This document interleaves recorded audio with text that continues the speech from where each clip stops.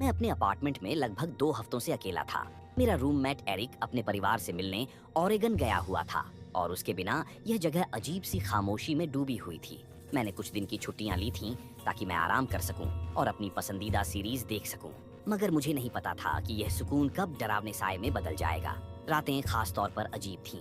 Fridge की हल्की गुनगुनाहट, लकड़ी के फर्श की रहस्यमयी चरमराहट और खिड़की से आती सड़क की हल्की फुल्की आवाजें। मैंने खुद को समझाया कि ये सब पुराने अपार्टमेंट की वजह से है, लेकिन उस रात कुछ ऐसा हुआ जो मेरी जिंदगी का सबसे डरावना अनुभव बन गया। करीब 2:30 पर मैं अपने सोफे पर बैठा ट्रू क्राइम सीरीज देख रहा था जब अचानक दरवाजे की घंटी बजी। मेरा दिल एक पल के लिए थम सा गया। इतनी रात को कौन आ सकता है? मैंने धीरे धीरे उठकर पी होल से देखा, लेकिन बाहर कोई नहीं था। मुझे लगा शायद कोई गलती से घंटी बजा गया होगा। मैं वापस बैठा ही था कि दरवाजे पर 3 तेज दस्तकें हुई। अब मेरे रोंगटे खड़े हो चुके थे।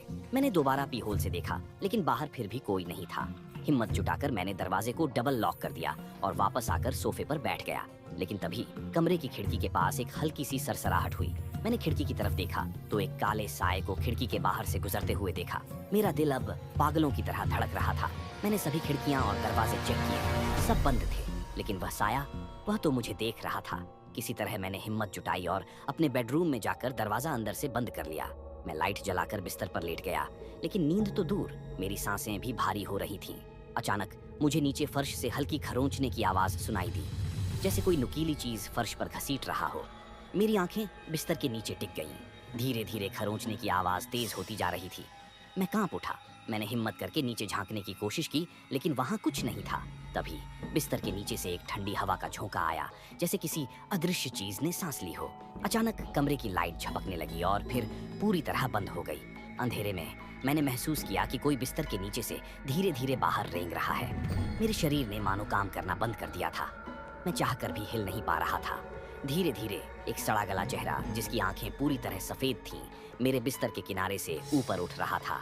उसके मुंह से खून टपक रहा था और उसका शरीर बुरी तरह टूटा फूटा था, जैसे किसी ने उसे जिंदा दफना दिया हो। वह मुझ पर झुक रहा था।